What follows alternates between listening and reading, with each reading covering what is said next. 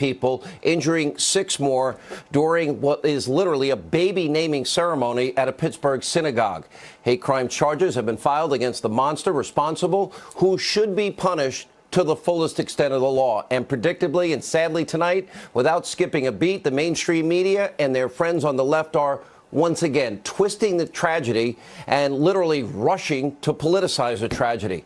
Now, when we thought it couldn't get any worse, well, they're now blaming President Trump for the senseless actions of a madman who actually hates President Trump. And we're going to show you the most despicable coverage of the weekend's attacks, including a new low for CNN and Humpty Dumpty. And we're also going to call out a glaring double standard in the media surrounding the Democratic Party, their love fest with radical, racist, anti-Semite Louis Farrakhan and others. And with just 8 days to go until the midterms, we have a brand new undercover Project Veritas video. We will debut it right here on this show, showing just how radical, and we always knew she was radical, Arizona Senate candidate Kristen Sinema really is. And we'll give you updates on so many of the races across the country, so many important elections. They are neck and neck as we now head towards the finish line.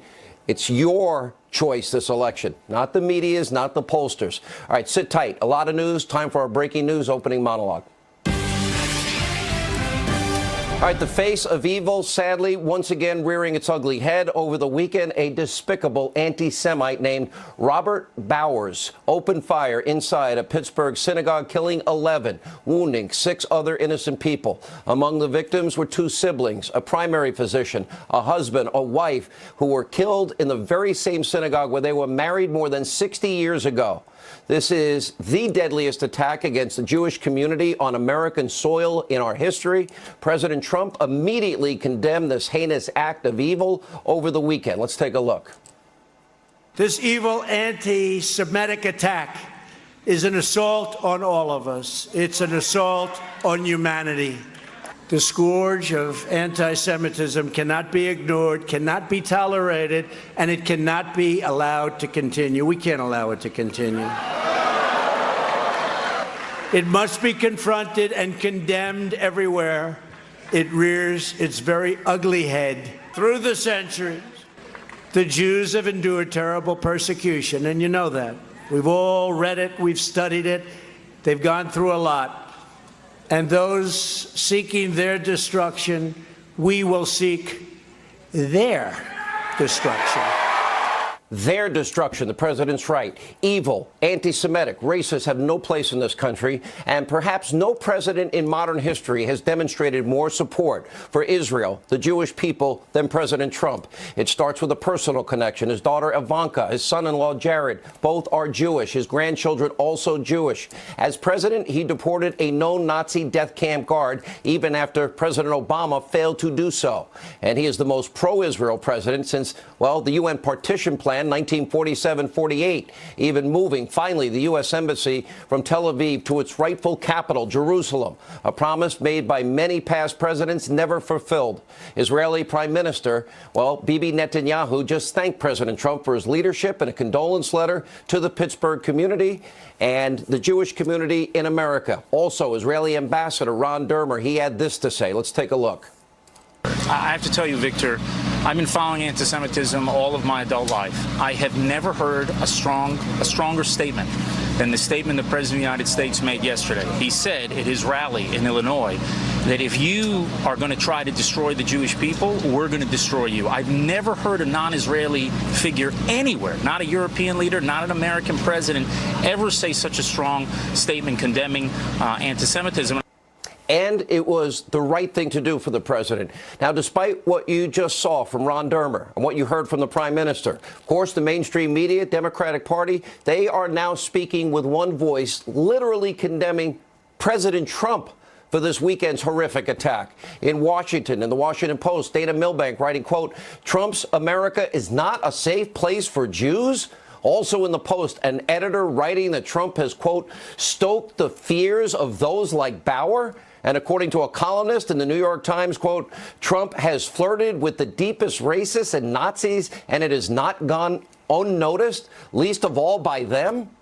This is beyond despicable, beyond low, beyond disgusting. Obviously, in the lead up to an election, not only is President Trump historically supportive of the Jewish community in Israel, but the monster responsible for Saturday's act, they tend to omit this, of terror, actually hated Donald Trump. Why? In large part for being so close to our closest friends and allies in Israel. Robert Bauer's postings online about his contempt for the president and the fact that he has this close alliance with Israel. Still, the mainstream media's coverage, it was even worse on air as they tried to spike some type of political football over a story that is so serious, so horrific. Fake news CNN, a GQ correspondent on their network, actually said President Trump was worse than ISIS. Watch this. I think, this president, one of the things that he really launched his presidential run on is talking about Islamic radicalization. And this president has radicalized so many more people than ISIS ever did. I think the president has far more supporters who espouse an equally hateful ideology. And CNN fake news president Jeff Zucker is lecturing the president on rhetoric, civility. Now, she has since claimed her remarks were, quote, exaggerated.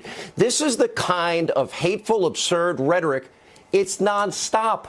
All weekend on CNN, fake news, conspiracy TV, MSNBC. Take a look. Tweeting about baseball or talking about his bad hair day there, that was done intentionally to send a message to white nationalists. This doesn't bug me that much.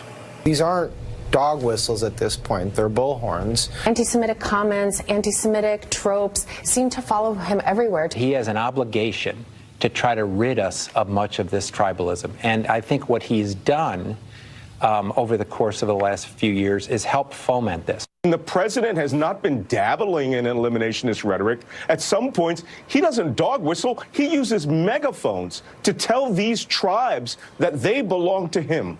And this is leading to violence directly.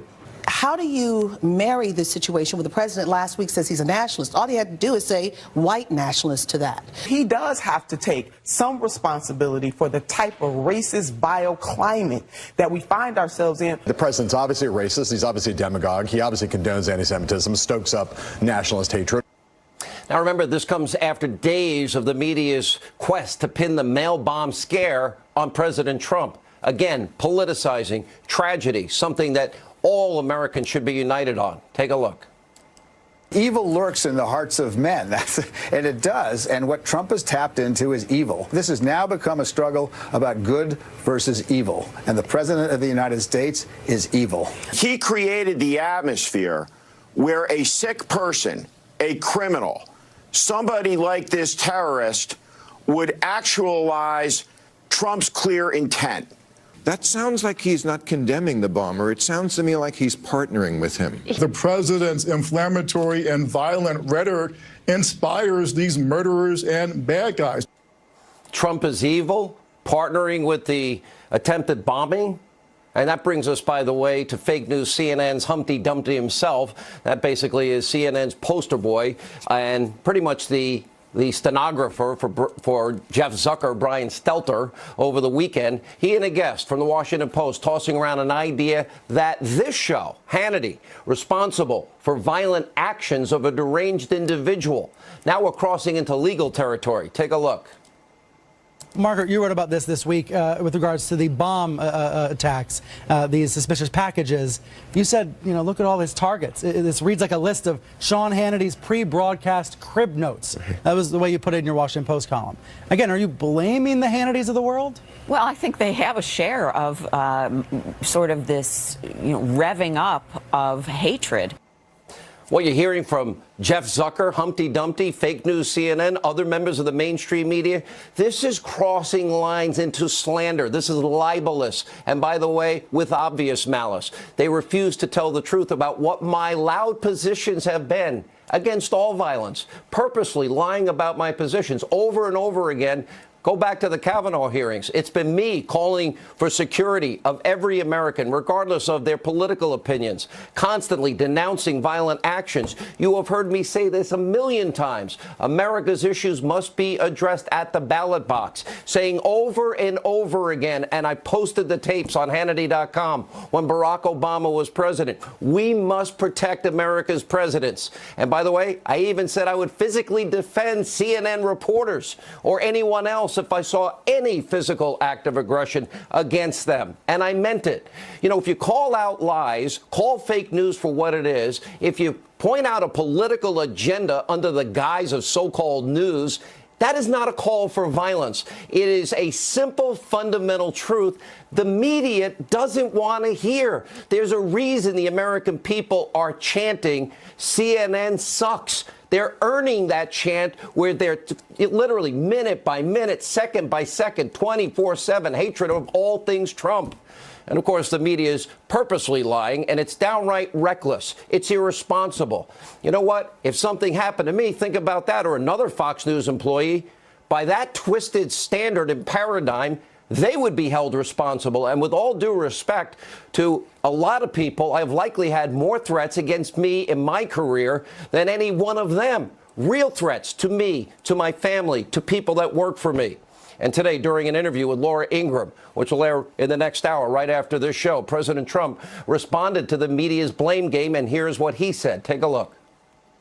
You put bomb in quotes. They went crazy over that, too, over the weekend, because you used the word bomb in quotes. Look at it. Would you like to kind of... No, look, he was insane a long time before you look at his medical records. He was insane for a long time. Bernie Sanders had a fan who shot a very good friend of ours, Steve Scalise, and other people. He was a total maniac. Nobody puts his name in the headline, Bernie Sanders in the headline. Now, not only is the media's blame game a disgusting example of gutter politics at its worst, it's also an example of a shameful double standard. While the media, their friends on the left, predictably vilify everyone on the right, and they say nothing about top Democrats. We were like a lone voice here when Democrats and their connections to some of the most despicable, racist, anti-Semites in America today. Let's go for one example. Nation of Islam leader Louis Farrakhan, a virulent, racist, anti-Semite. Here's what Farrakhan thinks about the Jewish people. Take a look. Here the Jews don't like Farrakhan, so they call me Hitler. Well, that's a good name. Hitler was a very great man. The satanic Jews, they control everything and mostly everybody. There were many Israelis and Zionist Jews in key roles in the 9/11 attacks. See, the Jews have control over those agencies of government. The powerful Jews are my enemy. Farrakhan, by God's grace, has pulled the cover off of that satanic Jew. Call me an anti-Semite. Stop it. I'm anti-termite. Now, that disgusting hate monger, racist, anti-Semite, has been revered by many top Democrats. Here he is, smiling, posing for a picture with former President Barack Obama. By the way, prior to Obama's run for president, this photo was purposefully hidden from we, the people, for 8 years when Obama was president. And just a few weeks ago, Farrakhan actually appeared on stage. This is a few weeks ago. Look who's there. Bill Clinton, beloved by the Democratic Party. Al Sharpton, Jesse Jackson. Then there's the DNC deputy chairman, Minnesota candidate for attorney general, Keith Ellison. He once reportedly worked for Farrakhan and allegedly met with the hate preacher several times since. Now, sadly, the Democrats' radical ties don't stop at Farrakhan. There's the far-left activist, Linda Sarsour. She actually issued public support for the Muslim Brotherhood. Sharia law praised also Farrakhan's Nation of Islam. And she blamed the Jewish, quote, media for her negative image. And despite this, she was honored by the Obama White House as a champion of change in 2011. And more recently, she introduced Democratic Senator Kristen Gillibrand of New York at a rally. By the way, you won't hear about any of this from the mainstream media. Why? Well, it's 8 days before an election. The media desperately wants the Democratic Party to win the midterms. They want Trump to lose. The gloves for them are off. There's nothing they will not say or do to help the Democrats win. They have a political agenda. They always have. Since day one, they've hated Trump. The day he came down the escalator. They'll stop at nothing to vilify those they disagree with while shielding all of those they support. This is the same reason you won't hear about the constant stream of violent acts that we have covered on this program, carried out by left-wing mobs against conservatives. By the way, CNN says you can't call them mobs. And recently, gunshots were actually fired into a Florida GOP campaign office. Thank God no one was hurt. And meanwhile, also in Florida, a man there has just been arrested for threatening to kill a Republican congressman. At a rally for Republican Senate candidate Marsha Blackburn with Lindsey Graham this weekend, multiple members of the left's angry mob dragged out by security after trying to derail her event. And in the lead up to the midterms, so many serious acts of violence and incivility have been documented. 2 local Republicans punched in Minnesota, one a woman, another cold cock from behind, had a concussion. GOP campaign manager in Nevada was also assaulted. Threatening packages purportedly containing ricin were sent to, let's see, President Trump, Secretary of Defense Mattis, FBI Director Wray, CIA Director Haspel. We know what happened with the president's son, Don Jr. He was targeted with a suspicious package sent to his home, forcing his ex-wife to become hospitalized. A truck with a Trump bumper sticker, well, that was set on fire. And so many prominent Republicans have been run out of restaurants, airports, and more.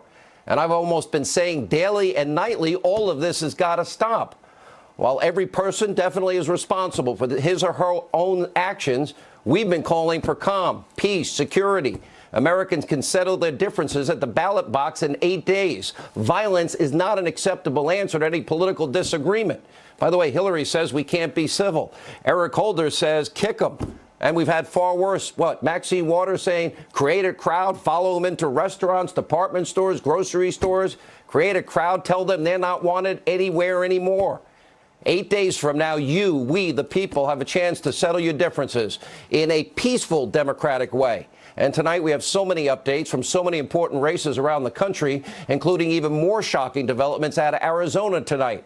Remember, we first showed you Democratic Senate hopeful Kristen Sinema calling Arizona the meth lab of democracy, calling Arizonans who she wants to vote for her crazy, that the state was famous, but only in a Lindsay Lohan kind of way. She once said it was okay for Americans to go fight with the Taliban after 9/11. Arizona, think about that tonight. And Sinema even once promoted an event at Arizona State University featuring a radical lawyer who represented the blind sheikh. And meanwhile, Martha McSally, her Republican opponent, 28 years of service, 6 tours of duty in Iraq and Afghanistan, while Sinema was leading, as, quote, McSally said, anti-war protesters with a pink tutu on. And now it gets even worse. We have tonight exclusively video from ProjectVeritas.com. Sinema campaign staffers caught on tape openly admitting just how far left she really is, and they're now hiding it from the voters in Arizona. Just take a look at the footage. You decide. I mean, I think you have to look, and this is why Kirsten's approach is so, I think, important. We can't be talking about an assault weapons ban. No. We can't, right? But there's a lot of very conservative people in Arizona, and so she can't alienate the conservative or moderate conservative voters by being super she is pro-choice. She's very liberal. She's progressive. Right. But she doesn't, in this election, want to draw too much attention to being progressive because she's trying to be more. That's why I think she took so much Democratic help, too. Otherwise, she wouldn't have won, also. She had to play centrist to move up, to become powerful. I believe that we should offer citizenship to every person who's in this country who isn't bad. Like, you know, if you haven't committed a bad crime, you know, then you should have citizenship. That's what I believe. Somehow polls show Sinema still neck and neck with McSally. The people of Arizona need to ask themselves, who do you want representing you? A war hero who supports the president, put her life on the line for her country and for all of you in Arizona? Or somebody that thinks it's okay to join the Taliban and thinks you're crazy? A radical left-wing activist who with far left views and clearly a hatred for the people of her own state. This is the most radical crop of Democrats to ever seek elected office. There are no more moderates. Remember, Claire McCaskill, Missouri, now pretending she was caught on tape, admitting support for widespread gun restrictions by Project Veritas, taking a very different public stance. Thankfully, Republican Josh Hawley is now surging. Tennessee Republican Marsha Blackburn picking up momentum over Democrat Phil Bredesen after people working for him said that he was just lying to the people of Tennessee about his support for Kavanaugh. And his campaign referred to people in Tennessee as ignorant, the people they want voting for him. North Dakota, Heidi Heitkamp also caught by Project Veritas on tape. Her campaign admitting on video that while she campaigned as a moderate, she, like every other Democrat, she's really just another far-left Schumer senator. And other Republicans are also gaining momentum around the country. Look at West Virginia. Patrick Morrisey, now a 2-point lead against incumbent Joe Manchin. Remember, Joe was against the tax cuts, supports Obamacare. John James in Michigan, now a chance. It's outside, but he was down 20. He's only down 6 against Debbie Stabenow. And if you look at Republican Rick Scott, he's tied neck and neck, 46 each, with Bill Nelson down in Florida. Governor Scott has been great for the state of Florida. He will join us tonight along with Ron DeSantis, who's running for governor. Meanwhile, Republican Mike Braun in Indiana, he is now beginning to build a lead over incumbent Democrat Joe Donnelly. If you're in Indiana, remember, a vote for the Libertarian is pretty much a vote for Donnelly. And Democrat John Tester, he's feeling heat in Montana, still holds a slight lead. And even Democrat Bob Menendez is in the fight for his life, believe it or not, in New Jersey. Granted, it's an outside shot, but he's within the margin of error. The New York Post now releasing a blistering editorial telling voters to oust this corrupt senator. And over in the House, according to Real Clear Politics, Republicans now are projected to keep at least 200 seats. Democrats 205. That means Republicans are down. That means control of the House and whether Nancy Pelosi becomes Speaker comes down to 30 toss-up states, and most toss-ups are being held by Republicans. I've listed them all at Hannity.com. So we're 8 days away from the midterms. That balance of power rests in your hands. Democratic Party, their agenda is what? Impeach the president. They want their crumbs back, rescind the tax cuts. They want Obamacare. How did that work out for you? They want to block Supreme Court nominees. They want open borders. They want to eliminate ICE sanctuary cities. And by the way, launch every investigation into Trump that they could ever think of. Tonight, there are 3 potential outcomes. Republicans can maintain control of both the House and pick up seats in the Senate. That's option 1. Option 2, Republicans, it will be a split decision. Nancy Pelosi can become Speaker, but Republicans pick up seats in the Senate. Finally, the final outcome is the Democrats could take both the House and Senate. Pelosi and Schumer leading the way. God help us if it's the latter. You have the power to shock the world. When we come back, Sean Spicer, Matt Schlapp, Lieutenant Colonel Michael Waltz reacting to my opening monologue and much more. Stay with us. A lot of breaking news straight ahead. very first thing that the president did was condemn the attacks both in Pittsburgh and in the pipe bombs. The very first thing the media did was blame the president and make him responsible for these ridiculous acts. That is outrageous that would be the very first reaction of so many people across this country. I'm not finished. The only person responsible for carrying out either of these heinous acts were the individuals who carried them out. It's not the president, no more than it was Bernie Sanders' fault for the individual who shot up a baseball field of congressional Republicans. You can't start putting the responsibility of individuals on anybody but the individual who carries out the crime.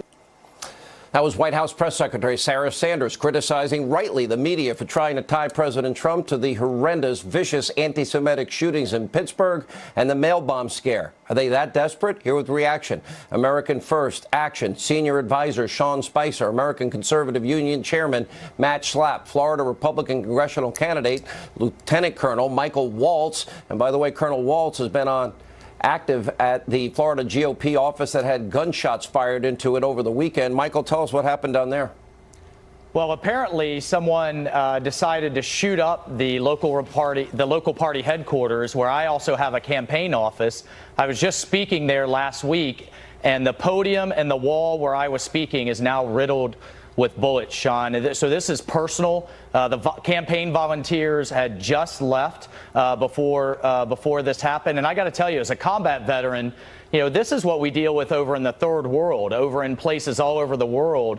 You know, in America, we resolve our political differences with debate, with votes, not with guns and bombs. And Sean, this is why we need, in my view, more combat veterans in office on both sides of the aisle. Because, you know, we have perspective.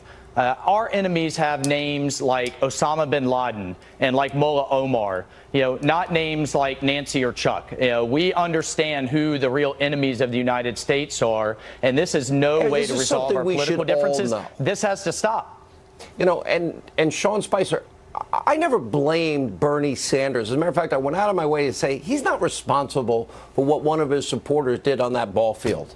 And I was clear when Obama was president, when somebody walked into the White House and literally didn't get caught. We've got to protect our president. And I agreed with very little politically with Obama. You're right, but you also have been very clear that anybody who wants to use violence or any type of threatening activity as a way to get their means is not something that you found acceptable. You've even gone so far as to talk about protecting other journalists from networks that are your rivals. Jim Acosta, I said I'd jump in and defend him if anyone laid a hand on him. I don't particularly like him, but it's the right thing to do. Because somebody chants fake news that's not a call for violence. It's a calling out of their horrible coverage. Right, and what troubles me right now, Sean, is that there was a tremendous tragedy that was experienced in Pittsburgh just a few days ago. There was another tragedy when so many of these individuals, albeit on the other side of the aisle, had threatening pipe bombs set to them.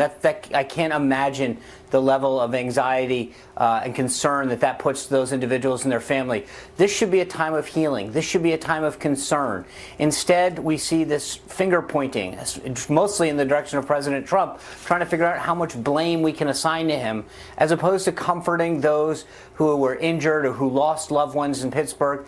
This should be a time when we come together as America and talk about how great we are as a country. I've heard that rabbi make so many great statements about what a great country we are and how his synagogue is going to be a better place for it. He gave a beautiful prayer today. I will say that. Yeah. He did. And that's who we are as a country. It's about the people who rushed to the scene, not that horrible individual that shot it up. And yet we're talking too much about the media and their role in assigning blame than those who suffered a loss. But it's despicable.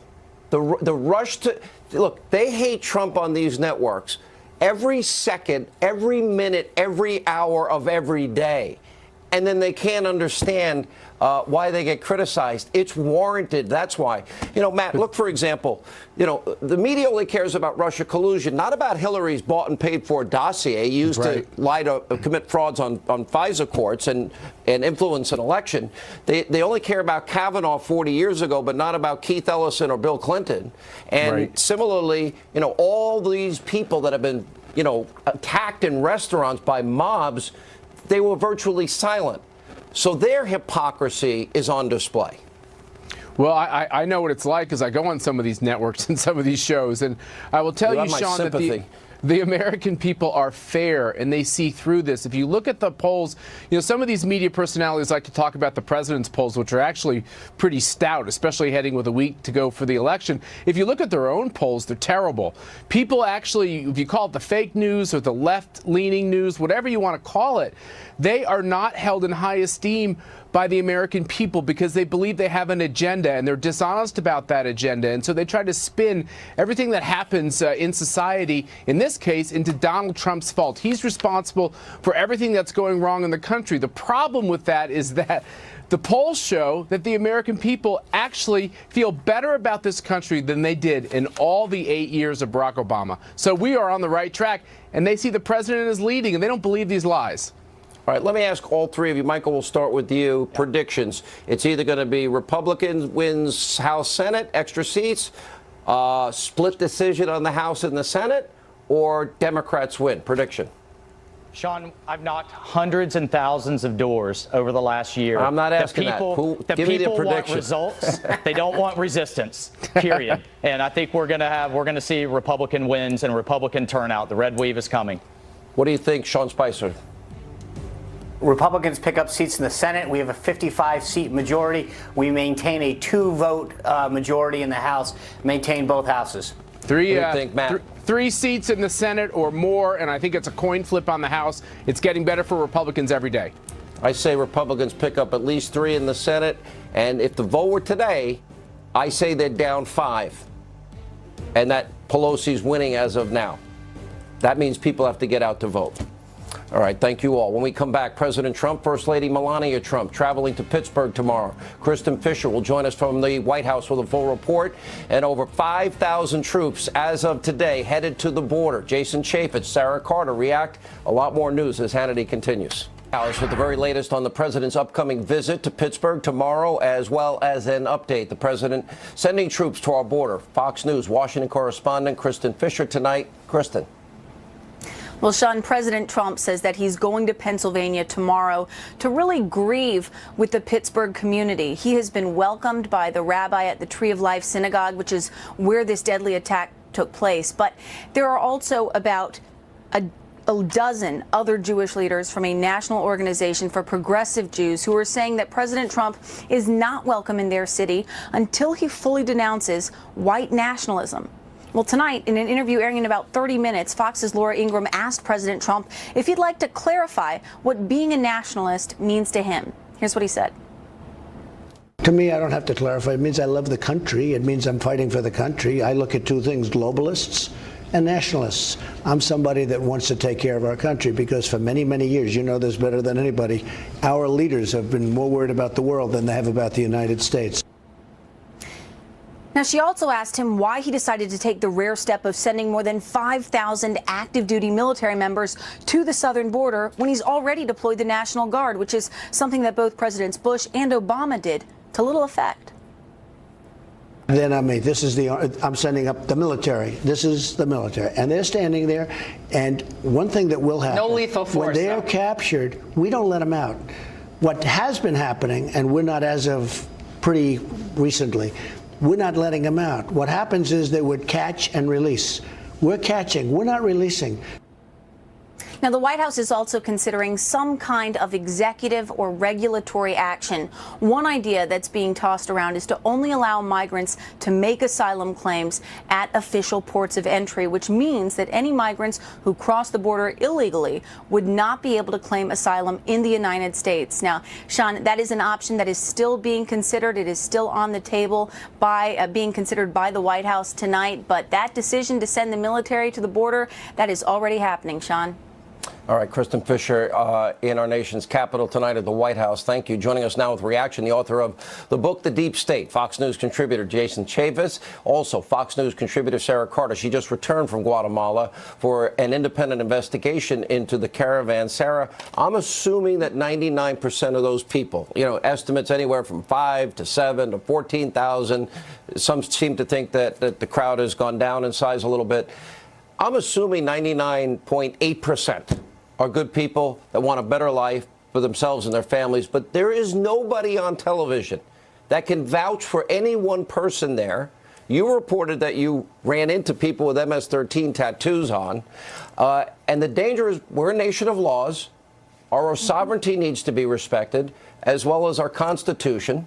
And you have to do it legally. Well, absolutely, Sean. And when you look at, being there in Guatemala and being there when the second wave of the members of the caravan were coming through, the majority were over 1,500 men. I'm not saying that, the people there shouldn't be trusted or aren't suffering. What we're saying is that we don't know who these people are. They're coming across the border. The majority of them were men. Like I reported, some of them were former or current MS-13 gang members. They had tattoos to show it. Some of them were very young. I asked a lot of the men who were of family age, where's your families? Where's your wives? Where are your children? Some of them said, well, they're in the front of the line. They went ahead of us. Others said, well, they're back home. We're coming to look for work. We expect to find jobs. This is a very dangerous situation, Sean. Remember, nobody crosses through Mexico to the United States border without paying the drug cartels. The drug cartels and the narco traffickers own all the routes into the United States. These people are in a very precarious, dangerous situation. They're coming to the U.S. border, and I think the president is sending a direct message to Central America, to the Central American governments. Take care of your people. Make sure that they are safe in their homelands, and stop this migration from coming forward. When he sends the troops to the border, he's sending that message. And I've been told that that message is being well received. Not by all, but for example, the Guatemalan government has turned back people. The Mexican government has asked people to return home too. And as Mexico should have stopped this from day one. They did not. You know, if you look at Podesta, Congressman, John Podesta, Center for American Progress, they're telling Democrats, just get off of immigration. Don't talk about it. The silence of the left has been deafening here. Similarly, Maxine Waters even said, they keep telling her, don't talk about impeach 45. Let's keep it secret. Then we got Phil Bredesen, candidate from Tennessee, Claire McCaskill, Heidi Heitkamp, and now Kristen Sinema, all saying one thing privately caught on tape, that we're acting like moderates, but we're really left-wing Schumer supporters. The Democrats can't tell the American people what they want to do. So they've got to basically, they have a strategy of lying with 8 days to go until the midterms. That's right. They don't have the policies that America agrees with. On immigration, they don't have a single bill that they can point to that they're supportive of. They want to abolish the Immigration Customs Enforcement, ICE. They don't want a wall. Some of them want to take down the existing wall. They are encouraging what is essentially human trafficking. Let's call it what it is. If you're taking people from Honduras and Guatemala and who knows what other countries north through Mexico, that is human trafficking. You would think that somebody on the Democratic side of the aisle would stand up and say, enough is enough, we're not going to do that. But they want that gavel so bad. They want Maxine Waters to be the chairman of financial services. They want to make sure that Nancy Pelosi is the Speaker of the House, and I think they're willing to do anything they can to get there. Well, I think that's what the media now, why they've ratcheted up the way they have. I mean, what they've been doing to the president over this horrific, evil synagogue shooting and blaming him. The guy that shot up the place hates him, in part because of his strong support for our closest allies, our friends Israel. All right, thank you both. When we come back, 8 days to go until the crucial midterms. Things are tight in Florida. Rick Scott, Ron DeSantis, they will join us next, straight ahead. Oh! All right, 8 days until the important midterms. We now turn our attention to the important state of Florida. Joining us now, Governor Rick Scott, who is now running for the Senate. 46-46. Why do you run these notoriously close elections in Florida? Can't you just give us a 10-point lead? It's a tight race there. No, that would be nice. But, you know, this is a 50-50 state, so you work hard every day. But, look, we're going to have a big win, and here's why. I'm running against a guy that has never done anything. He's been in office for 42 years, and he has absolutely nothing to run on. We just had a horrible hurricane, and he goes up to the Panhandle, does 2 or 3 photo ops, and he says, nothing else for me to do. I'm going to the campaign. I mean, we need federal resources, state resources, local resources. We all have to work together to take care of those families, but not my opponent. He's just worried about his job. You know, I watched you during the hurricanes, and I will say this, because what people in Florida need to know, I'd see you in New York all the time because you'd come up, and you'd come on my radio show, because you were there enticing business to Florida. If you look, Nelson didn't support the tax cuts. Now you've got, I can't think of a single accomplishment this guy has ever had or what he's ever done for the people of Florida. And, you know, you roll up your sleeves every time there's a hurricane or a natural disaster, and you're out among the people not sleeping, 5 days at a time. You know, somebody said to me, what's the difference? I said, I work, Senator Nelson doesn't work. You're right, we've added 1.6 million jobs. We've cut taxes. I call on companies every day. Nelson, I mean, he doesn't do anything. Here's the latest, Sean. You'd love this. We put an ad up today that here's what Bill Nelson did. In a prior race, his campaign manager says, "Oh, I need some money." So Nelson sells a house for $2 million more than what it's worth. He puts the money into his campaign. That's D.C. That's D.C. That's D.C. corruption. He needs to explain this. Of course, he doesn't. Has no explanation. It's just will the pure people corruption. of the Panhandle be able to get out and vote and get absentee ballots? I know so many people are devastated, and please send my best regards and prayers to them. You know, Sean, we I've worked hard to make sure everybody got their power back on. They got their food, their water, tarps on their houses. We're down to about 15,000 homes and businesses without power. Here's the nice thing about the Panhandle. People have come from all over the country. They've brought food. They've been feeding families. They volunteered to put tarps on homes. They're buying generators from people. This shows you how nice this country is. This is a beautiful country. They're going to get to vote. We've opened up, make sure we open up polling booths. They're going to vote. All right, Senator, I know it's a close race. I'm hoping for good results for you on election night. Thank you for the good job you've done. You've done a great job for the state of Florida, brought a lot of jobs, and would love to see you in the Senate. Thanks for being with us. We'll be there. See you, Sean. And joining us now, Florida Republican gubernatorial candidate Ron DeSantis, who would like to replace Rick Scott. You know, I'm looking at your opponent, if you don't mind me going through. Oh, supported by Bernie Sanders, which is interesting. Financed by all these rich billionaires on the far, far left. A 40% increase in the corporate tax rate he supports. Wants to eliminate stand your ground. Against all the president's immigration policies, wants to abolish ICE, supports the impeachment of Trump, and he's corrupt. Didn't he take free tickets from FBI undercover guys? Yeah, actually, he's taken more than that. That was a $1,000 ticket to a Broadway Hamilton, show he took.